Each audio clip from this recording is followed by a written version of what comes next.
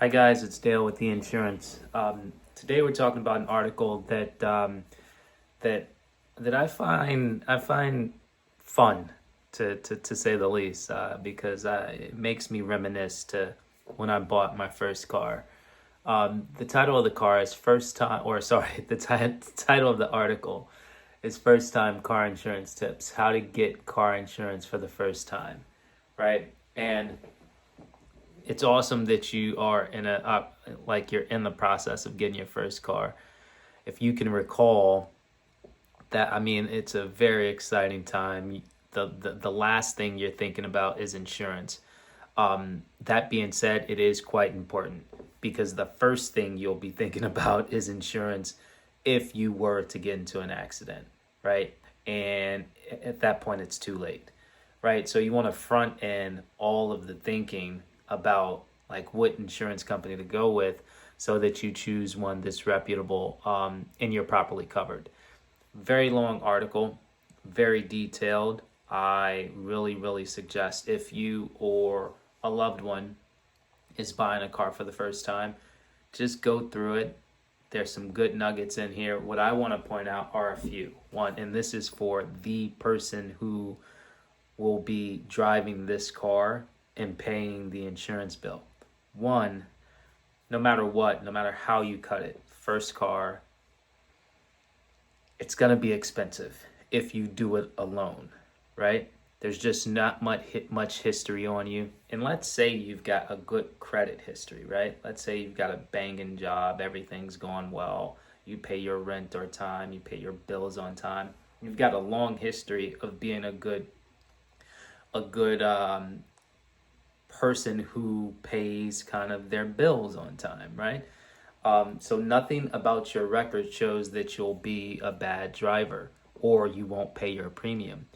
All of that being said, the data is the data, right? And the data shows that carriers tend to pay higher and more often on those drivers who have just gotten their first car and are younger in age, right?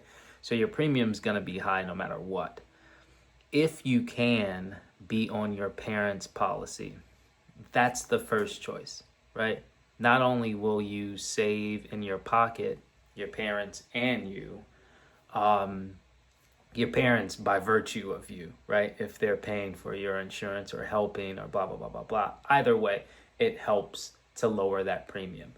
And then you get, and this is my second point,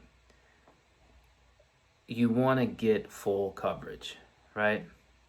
So you want comprehensive and collision for sure.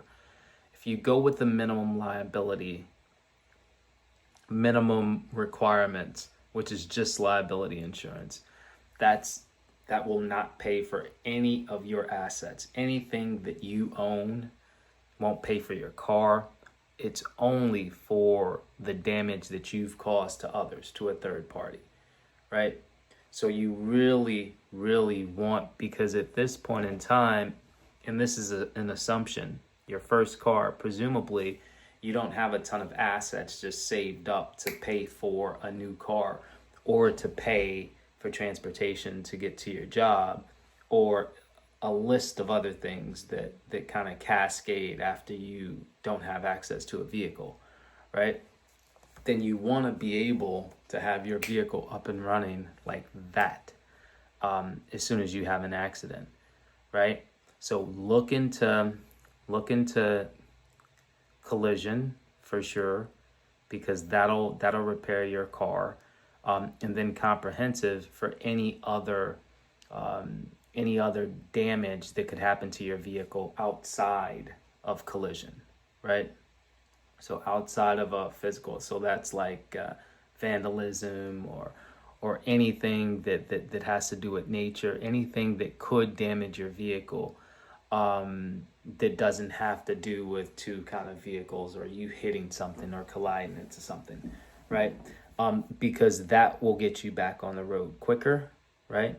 And you are basically fully insured, right? There's some other bells and whistles that they talk about here, like roadside assistance, stuff like that.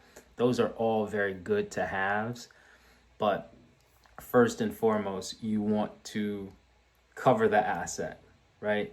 And not just from a hey, this is my car perspective, but this is how I get to and from work. This is how I operate. This is how I live, basically, right? It gets me from A to B. It's very necessary.